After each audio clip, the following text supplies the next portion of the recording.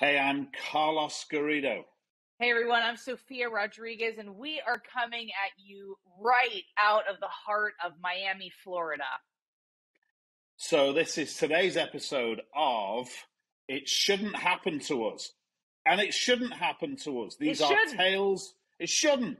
These are tales of woe from the field, from your wannabe sales gurus who, even though we know what we're doing and it shouldn't happen to us, we still somehow seem to blow a deal as often as the rest of you guys. So I hope you enjoy the show.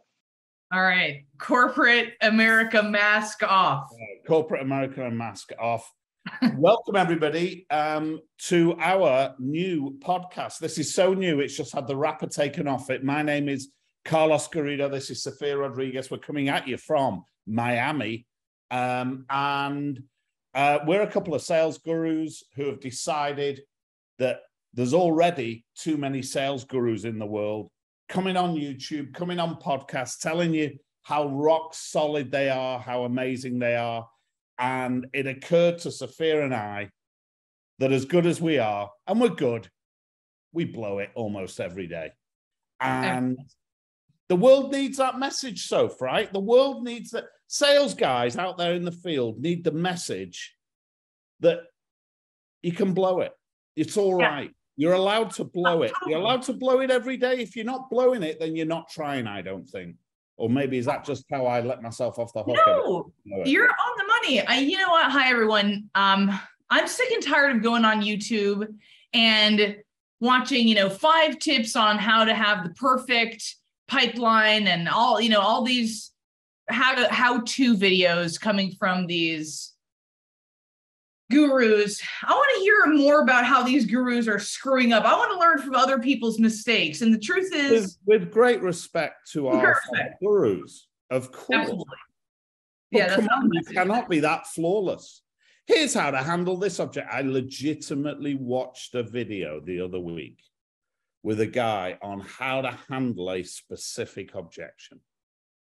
And I'm sat there watching it, and it made sense. It made sense. The reality is, you try and take that out into the field, that's going to blow up on you so fast. Here's how to handle this objection. Here's how to handle that objection. It's just a nonsense, Soph. I don't know if I even feel comfortable calling myself a sales guru. You know what I mean? Yeah, I'm not comfortable with that either. Why don't we find another way? Why don't we call ourselves wannabe sales gurus? We're wannabe sales gurus, right? We're wannabe sales gurus. And here's the thing. We're calling this, so for the world out there, we're calling this series It Shouldn't Happen to Us. Because you know what? Stuff happens every week. And so it shouldn't happen to us. It just shouldn't happen to us. It stings even more. It shouldn't happen to us. And yet it always seems to, right? It always seems to, and it stings even more because the imposter syndrome, the fraudiness kicks in. It shouldn't happen to us, but it still happens to us. Last week, I'm looking at my pipeline last week, and there's a deal in there. And to protect the innocent, I'm not going to give you any names or details where that particular prospect could figure out that I'm talking about him or her. And I'm looking at this deal. This deal is completely spun out of my control. Completely. The guy ran me around for about 3 weeks saying that he was off sick. And, maybe he was off sick. If he was off sick, I apologize. If he was off sick, then I apologize for the bad thoughts I had. But the guy ghosted me for 2 or 3 weeks. I was getting half messages. He never picks up the phone. And I'm looking at this deal in my pipeline. And I'm thinking, how on earth am I tolerating this? Why is this deal not just closed out and move on? Open the spot up for something that's a little... Why don't I do it, Soph? Why? Greedy bastard, that's why. Yeah. It's the only reason. It's the only explanation. I know. You know what? Here's the thing. I struggle with that too, especially if you've had such great conversations, when you've had a great conversation with a prospect, you've brilliant. gotten on like buddies. Like you would have a beer with this person. You would invite this person to your birthday party. I don't know why that came to mind, but let's not take it too far. I don't even invite. Maybe not. Maybe not. Maybe not. Yeah, no. But you know, you're getting along with that person, and you really buy it. You really buy that they're going to be a client, and you're actually looking forward to them as a client. And you think about, wow, this person's so groovy. They're going to certainly refer me more clients like them. And it's, you know. And then they drag you through the weeds. You take it. You take being dragged through the weeds because you're like, you know what, this person would never. You like kind of give them this moral compass. You give them this set of values and morals. They would never, ever string me along. But they do, and they do hard. Do you know, I think you're on something. I really liked this guy. I was sat in it. And it's one of those, it's always one of those where I've like put a 1 hour drive in to go and see him like an idiot, right? I go and drive up there, sit in front. Really, I was kind of knocked out by the company, groovy company. I'm sat in an office with this VP of sales, and I'm chatting away, and I'm thinking, this guy is just the nicest guy I've ever met in my life.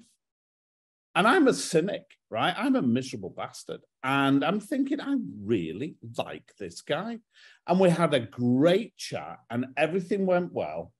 And then I let the next step sort of squirrel out of my hands, because that, if you're not landing the next step, like really, if you're not, what's it called when a gymnast like vaults, comes off the beam, does a spit, if you don't stick the landing, if you don't stick the landing right at the end of the sales call, in my experience, you've got you're fighting against the tide at that point. And I didn't stick the landing. On reflection, I didn't stick the landing. It was a wishy-washy, weaky close to that. What did it sound like? The guy's ghosted me for about 4 weeks. I'm struggling to remember what he even looks like. But and I've said it's a guy. The guy or gal has ghosted me for a few weeks now, even though he's kind of back on my radar. It was the company's got a president. He wanted to have a chat to me. So the next step was speak to the president. And by the way, I did that bit. So I stuck that landing, but there was not even the first concept of what was going to happen after the president chat, right? That was how I didn't stick the landing. I got the next step locked and loaded without thinking the next step. How many times do I do that? It's complex, right? What is it in that moment?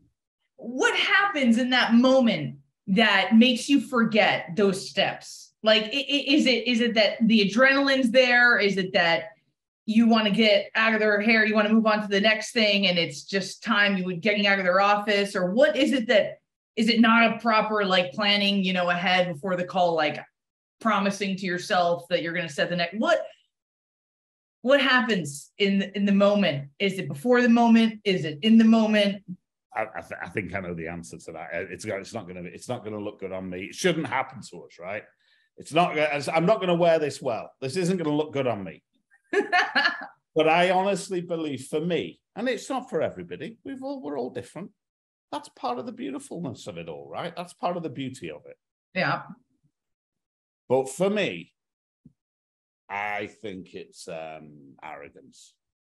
In my mind, here's the little conversation that goes on in my mind, because I'm constantly talking to myself, right? And I get to the end of that, and the guy says, oh, and I'm thinking this is going great. And it's like, I can almost feel the check in my hand, right? And I can feel the warm embrace of this guy's team. We're going to be helping this team, and it feels great. I'm like, the movie in my mind has run 2 years ahead, and like massive impact, beautiful relationship. And then we stick the landing. The guy says, okay, next step, let's meet the president. You should meet the president. And in my mind, I was thinking, can't wait to meet the president. Oh, the president is going to be putty in my hands. What He's going to fall in love with me. Who wouldn't? Have you seen me? I like, in my head, have you seen me? Who's not going to fall in love with me? That's just going to be the next little step. So it's arrogance. I think it's potentially arrogance, which anybody who knows me a little is going to say to themselves, Carlos, that's unfair, arrogant. But anyone that knows me well is going to go, yeah, absolutely, Carlos. That'll be it. I know. Yeah. It kind of reminds me of, okay, I know you're going to be annoyed by this, but also it's going to make you laugh. It kind of reminds me of this like Russian guy that I went on a couple dates with. Who, I'm not sure where this is going to go, but let's do it. Let's. It kind of reminds me of this Russian guy because, well, I don't know. So I met him on a dating app, of course, and he sold these incredibly expensive $1 million watches. And on the first date with him, I thought, wow, what an incredible. Did he have a nice watch? Did he had a nice watch? And he was like different from any other guy I've ever dated. This guy had a lot of money, but he's kind of the guy that I would roll my eyes at in the past. But I was having such a great time with him that do you think that the brain sort of starts to fill in the gaps? These like psychological studies that they've done where they Photoshop a picture of you on a hot air balloon. As a child, like as a picture of you as a child on a hot air balloon. And I'm taking you on this crazy rant. Go for it. Studies where they take a picture of child Carlos on a hot air balloon and they show you in adulthood and they're like, do you remember this, Carlos? Do you remember going on a hot air balloon? And in order to be liked by the psychologists and the people that are doing the research, you'll start to have this sort of like false memory. Or how they do tests where they have you read a sentence and there's words missing and you start to fill in the gaps. Do you think that kind of starts to happen like in dating and on a sales call? Your brain is sort of filling in the gaps. You're spending the commission check in your mind. You already had this great client relationship. You're thinking about the Christmas gifts you're going to give the president and the client. Do you think the movie's running forward in time rather than backwards in time, where this right. I think it absolutely happens with me. Absolutely happens with me. My mind does the movie forward, where of course I'm the star of the movie, right? And of course, you have main character energy. A young Robert Redford, and the movie is rolling forward. And basically, I'm dashing, windswept, hugely successful. At the end, that's kind of the plot line of all these movies that roll forward. Absolutely. And yet the reality never fails to disappoint. The reality of it never, ever fails to disappoint, right? Looking back on it on that date, there was tons of red flags. The guy was straight up told me, he's like, yeah, my mother always tells me, it's time for me to settle down, but I don't know if I'm ready to settle down yet. Meanwhile, we're on this first date, and I know in my mind that I'm looking to settle down, but I didn't hear those things until maybe date number 4 and some other things. But I heard what I wanted to hear. So I'm wondering if in that you drove all the way up there, you feel like the juice is going to be worth the squeeze. Like the more time you invest, the more miles you invest. But isn't this what we teach, but in the other way? Don't we tell all our clients to make the investment, to put their skin in? So that the prospect makes the investment, the prospect puts the skin in the game. Okay, give us examples. Like what are examples? Here's an idea. Could he have driven to me? Would it have been different if he'd have driven to me rather than I drove to him? Potentially. What do you think? If our buddy Jerry Weinberg was on, he would hear this. If Jerry Weinberg, if you're watching this, you would hear me say that I drove to him and calmly put down your pen, get on a plane from Detroit or wherever you are, come to Miami and kick my ass, and you'd be right to do it. We know better than this. We know better than to put all that emotional investment in a sale and instead ask for that deposit from our prospects. What on earth happens? We literally train qualify hard to close easy. We literally train how to make the prospect, in essence, jump through a few hoops, demonstrate that they have real skin in the game. And still. No, I think that of all the people in the world who do what we do for a living, Soph, I think that we're pretty good at doing what we teach. Yeah. You know, I think of all the people in the world that are involved in our world who train salespeople and coach salespeople and help sales company, you know, help the sales results of companies. Of all of them, if you were to line them all up in a line, a gradient being, do you do what you teach? Do you eat your own sort of recipes, right? I would say we were on the very, very good end of that line.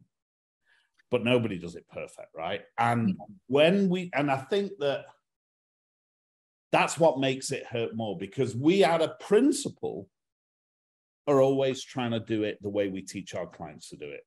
And so we're perhaps our worst critics. We're our most cruel critics at times. I know I am, and for myself. And so, but we still drop the ball. I don't know anyone that doesn't drop the ball. I don't know anybody in sales that doesn't drop the ball. Because if you're not dropping the ball, then I don't think you're pushing yourself hard enough, right? But you know what? Here's the thing. I think everyone drops the ball, but there are people out there that make it seem like they don't drop the ball. And so here's the thing. Oh, in media land. Yeah. In media land.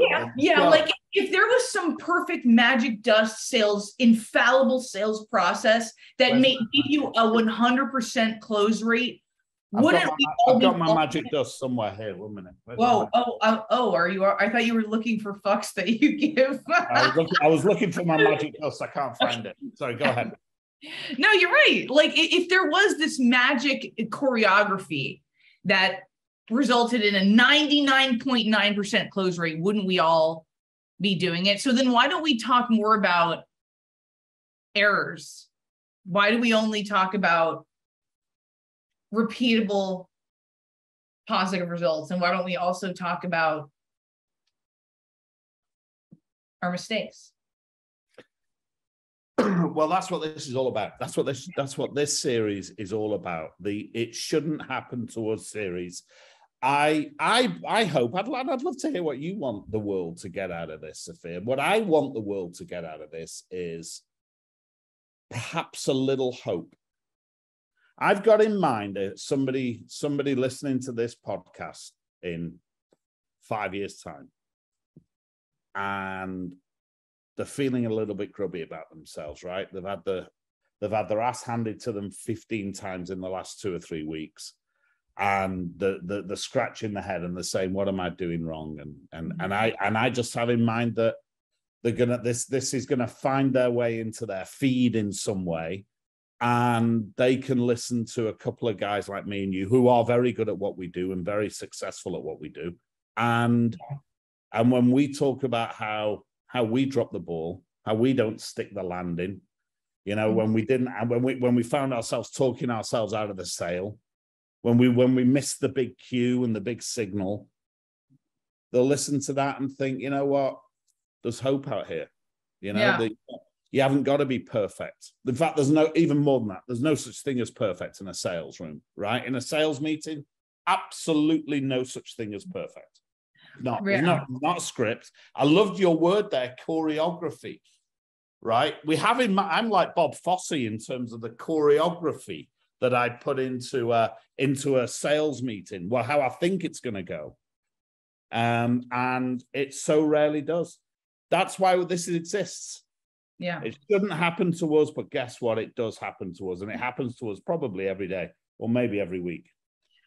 We hope that this pod serves to validate your emotions as a sales professional, because whenever you're going through a dilemma, tell me, maybe it's just me, I don't know, tell me if you do this, but whenever I'm going through a dilemma, whenever I'm experiencing some difficulty, hard times, difficult emotions along with those difficult times, I look to call people who will validate me, or tell me I'm an idiot. But we already have enough content out there that tells us we're idiots. Sometimes we're looking for that phone call that, you know, from either our parents, typically not from our parents, but from a buddy that will sort of validate what we're going through. And we hope that this pod could serve as validation of those difficult emotions that accompany being out there fighting the good fight. It's not the strongest message, is it, Soph? If you feel like shit, join our community. Because we feel like shit too from time to time. It's okay. It's not the Samaritans, is it? It's like, it's not a cool message, but who knows? Maybe it lands, maybe it doesn't. Here's how we'll know. This is our episode. And we're gonna do it, guys. We're gonna do it for as long as it's fun, we're gonna do it. If it's not fun anymore, we're gonna stop doing it. But if it's fun, we're gonna give you a weekly dose of it shouldn't happen to us, because it shouldn't happen to us. And when I think about that deal that I've let squirrel out of my grasp,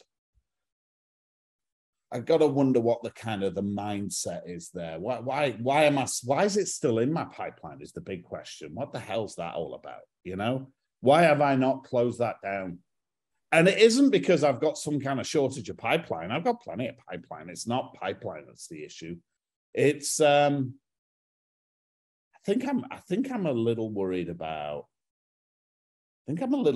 being mean to the guy, And it's weird, often when we get introduced to these opportunities, there's usually like a stepping stone, somebody who's introduced us, and you think, yeah, it can't be that hard on somebody because it's going to then make me look like an idiot to the guy that introduced me, and I want to be nice. But this one's out of the blue. This one, it's the weakest of connections, so I haven't got to worry about anybody else.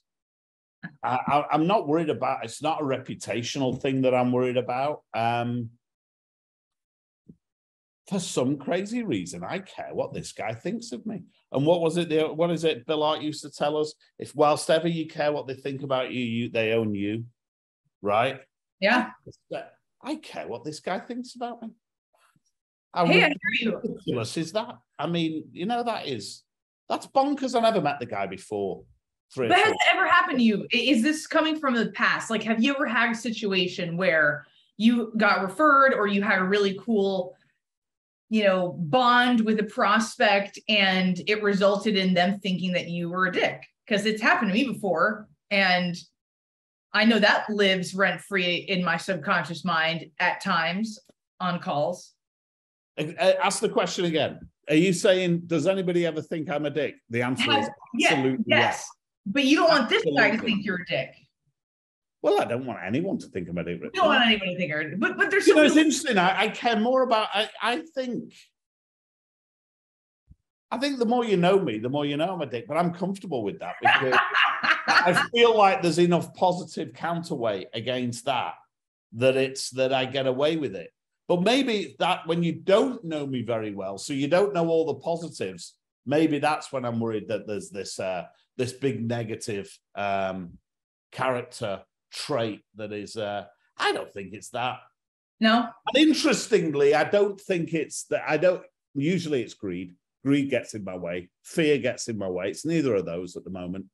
Business is good. And we've got no shortage of new clients, which is fantastic. It's not that. For some crazy reason, this guy, and he was such a nice guy, this guy, I care what he thinks. Interesting. Well, I mean, I only asked. Does that get in your way? Does that get in your way? Well, so funny enough, this is reminding me of, so I was in a BNI chapter some time ago, and yeah, that's brutal. Yeah. So there was somebody in this chapter who, and I was in this chapter for about 2 years, and I actually was one of the founding members of this chapter, so I had a lot invested, and she was too. And she would always, every time I would she would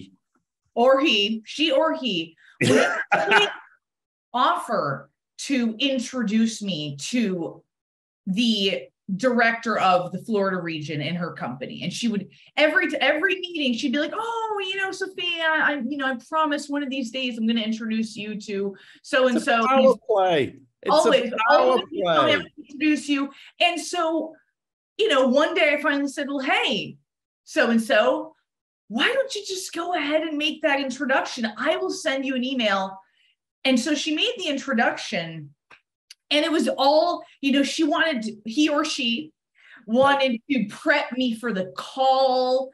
And what me and Carlos do, it can be tricky sometimes to refer us, because to refer a sales trainer can sometimes feel like you're telling the president, CEO, or founder of a company that they have an ugly baby. It's the language that we use to be referred that can make all the difference. And so she really wanted to coach me on this call. She made it sound like, this is like a really big wig guy.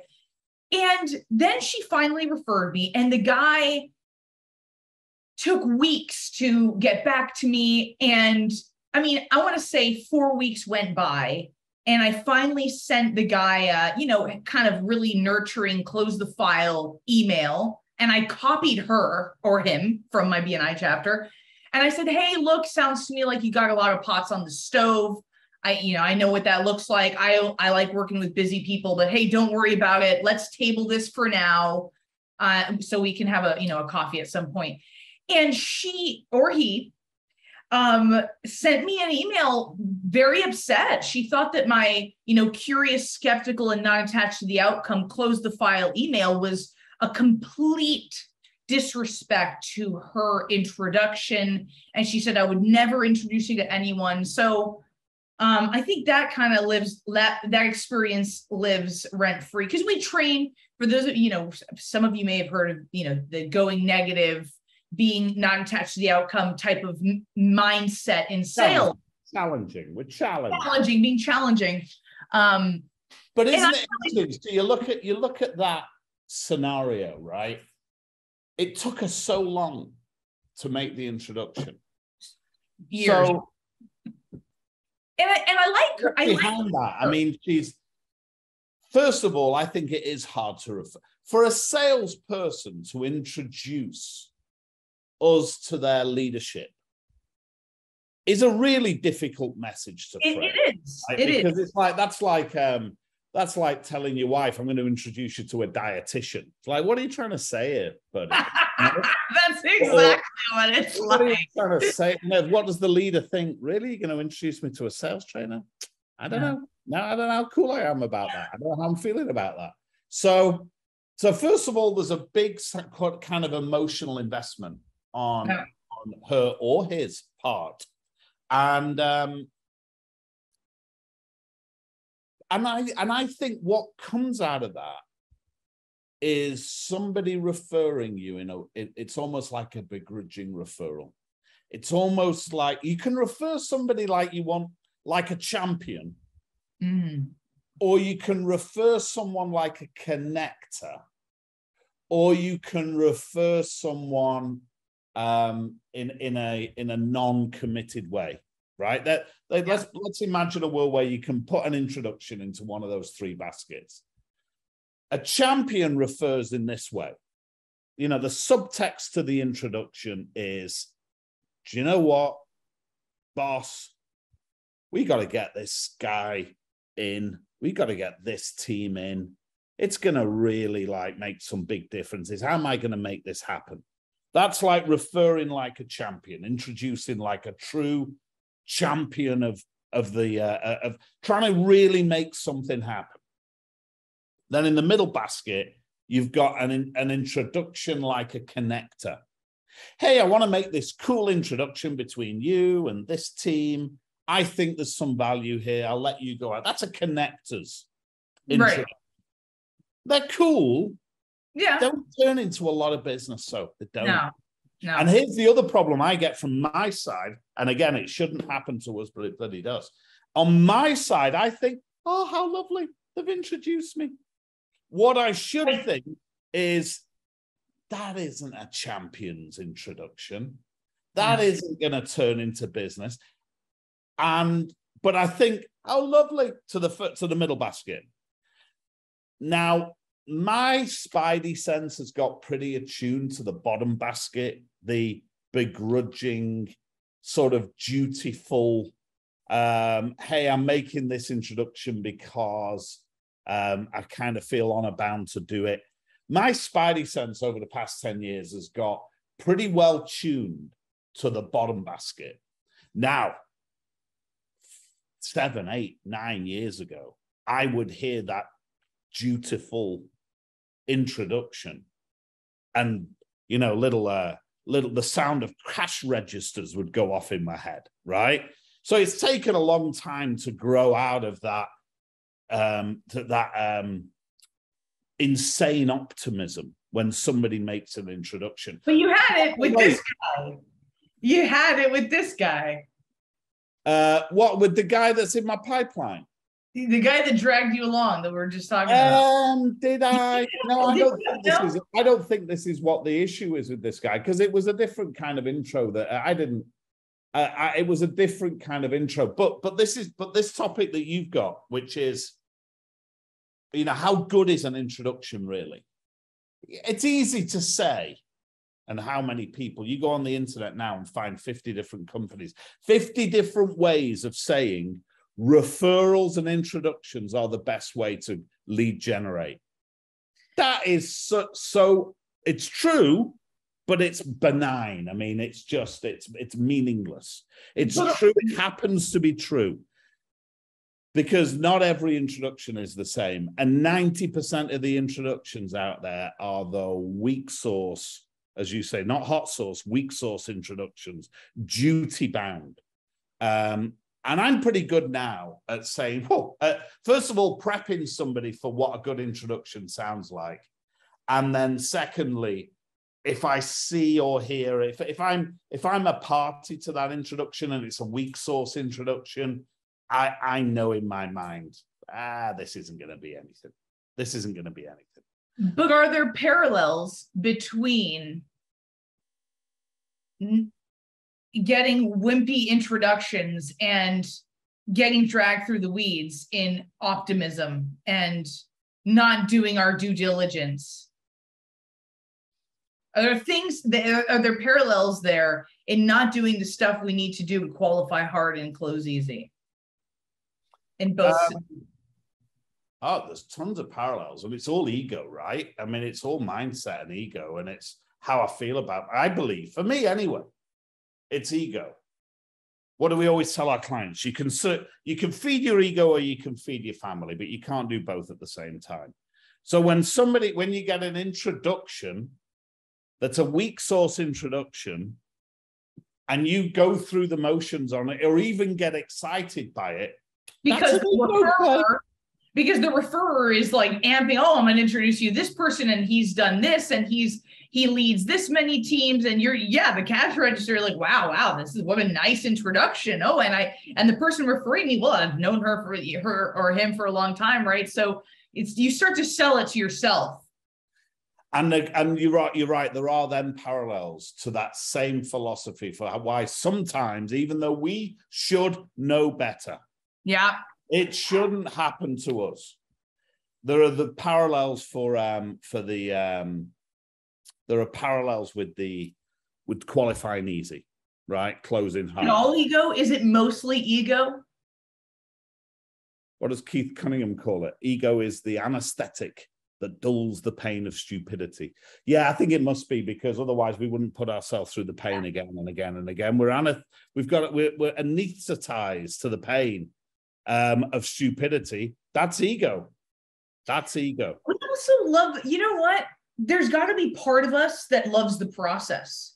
It's like reading books about people who get frostbite and their toes fall off when they're mountain climbing, they're climbing Mount Everest. And the book is, you think it's all about this incredible adrenaline experience, but it's terrible. They're starving, they're losing their toes. And then at the end of the book, you'd think that, they'd say something like, next vacation, I'm going to be in a tiki hut with a margarita, but it's all about how they want to do it again. And there must be part of us humans that just like to struggle a little bit, build IKEA furniture, climb Mount Everest, and there's not one part of me that likes to build IKEA furniture. Let's just be absolutely clear. There is never and there isn't a moment of happiness. I think you're right. I think some people will build a piece of IKEA furniture, stand back, and for that moment think, I did that. I did that. That's me. Me and that piece of shit Allen wrench that they gave me. We did that. Never. I don't even have that feeling. I don't. No. I start that job mad and I finish that job madder. I start the job annoyed, right? That the box arrives. From the moment the box arrives, I'm annoyed. And it just gets darker, right? To the point where, you know, Carolina will come in when I'm doing it. How's it going? I'm like, get out. I'm so annoyed with myself for buying it. You know? Oh, I hate it. No, and it's a true test of any relationship. If you try to build it with someone else, it's really where it's the true acid test. Like Anthony Bourdain used to say, it's traveling with someone is a quick way to figure out if you love or hate someone. It's actually IKEA furniture. Build IKEA furniture together. I think that's right. I think that is a better test. Yeah. Even though I did like Anthony Bourdain. I did. I love Anthony Bourdain. Rest in peace. So, hey, what an interesting chat we've had. Very interesting chat. You know, we talked about a couple of things that we blew recently, and it shouldn't happen to us, but it does happen to us. It does happen. And I would hope that somebody comes back to hear what else we blew it in, which other way. And there is no one like Sophia and Carlos to figure out a way to blow something up. No. So we're gonna regale our burgeoning audience with dastardly tales of woe, and yet somehow, perhaps the audience can be comforted that somehow, even despite these tales of woe, we manage to muscle through a great business and a great book of business. Because every time we blow it, doesn't it come back multiplied abundantly? Doesn't every lesson we learn? Isn't it supposed to? It's supposed to.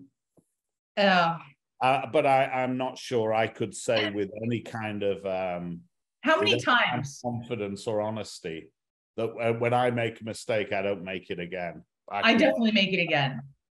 Well, I imagine the Russian watch seller was closely followed by somebody else, by another mistake, Sophia, right? For sure. It's like, how many licks does it take to get to the center of a Tootsie Roll Pop? How many times do you have to fall into the same hole until one day you're like, you know what? There's a fucking hole there.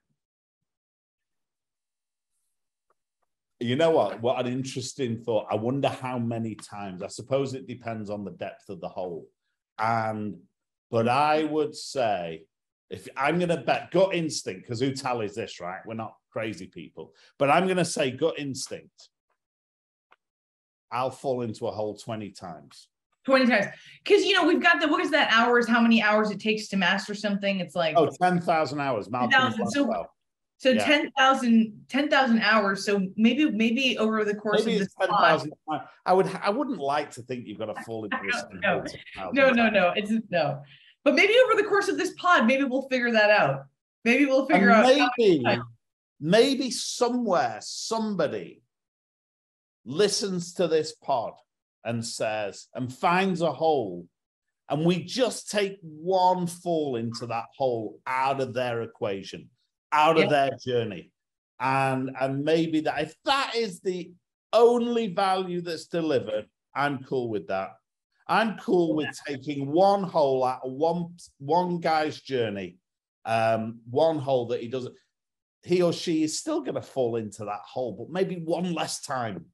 You guys are one hole away from success. That sounds terrible, but could be, right? Could be. Hey, no, you know what? Hey, you know what? We're all successful anyway. It's just about amping it up, right? It's just like Spinal Tap. It's turning it up to 11. That's all we're trying to do. Turn it up to 11. We need to figure out a number of things, Sophia. We need to figure out an outro for sure. Yeah. We need to figure out way better technology. So that'll come. But for now, I think it's goodbye from Sophia. Goodbye from Carlos. That's right. And we will we'll catch you on the flip side. That's kind of a great. I don't even know if I used that phrase right. Did I use that phrase right? Catch on the flip side. That yes. I don't even know what it means. Where's it come from? I don't know. I see it in Like movies. surfer. Makes me think, does that mean I'm going to catch you when you're dead, when we're both dead? I hope it doesn't mean that. Okay. Is it Christian? I don't know. Okay. Maybe it is. Just catch you on the flip side. Are you flip, but you're not face down in your grave? Anyways, thank you for listening to our first episode of It Shouldn't Happen to Us. And you know what? It shouldn't happen to us, Sophie. Really shouldn't. It shouldn't happen to us. Take care, folks.